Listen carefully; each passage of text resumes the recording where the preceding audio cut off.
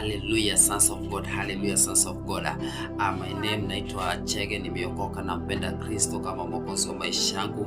Hakika huyu Mungu amekuwa mwema na mwaminifu katika maisha yangu. Hata wewe najua kwamba mahali ambapo uko unaendelea vizuri, mkono wa Mungu ninajua kwamba yuko pamoja na wewe, neema ya Mungu iko pamoja na wewe.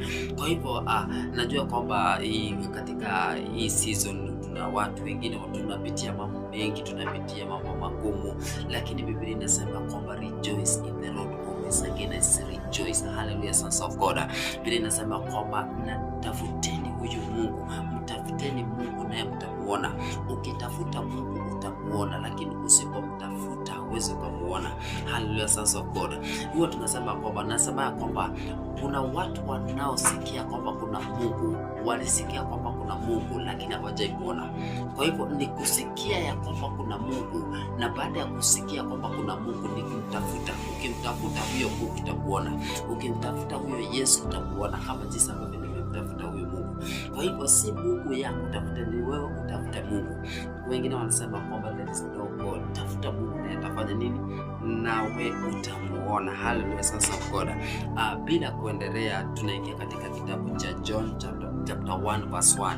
Nataka sasa tuende moja kwa moja hadi kwa Biblia. John chapter 1 verse 1. John chapter 1 verse 1 inasemaje?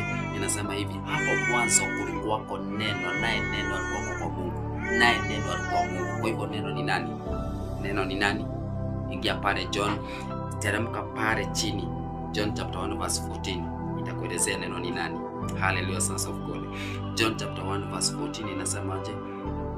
And the word was made flesh, naye neno alifanyika mwili. Kwa hivyo ni nani huyu aliyefanyika mwili? Ni swali kujiuliza. Ni nani huyu aliyefanyika mwili? John chapter 1 verse 1 inasema hapo mwanzo palikuwako neno, naye neno alikuwa kwa Mungu, naye neno alikuwa Mungu. Kwa hivyo ni nani neno? John 1 verse 14 ukiteremka hapo chini tumeona aje? Inasema kwamba naye neno alifanyika mwili. Ni swali kujiuliza, ni nani huyu aliyefanyika mwili? Hallelujah, sasa ukule. 20 verse 2 inasemaje? Inasema huyo mwanzo alikuwa kwa Mungu. Huyo mwanzo alikuwa kwa Mungu. Ni nani huyo mwanzo? Ni nani huyo alikuwa kwa Mungu? Swali kujiuliza. Huyo mwanzo alikuwa kwa Mungu. Yo, acheni tu niwajibu. Mwanzo ni Yesu.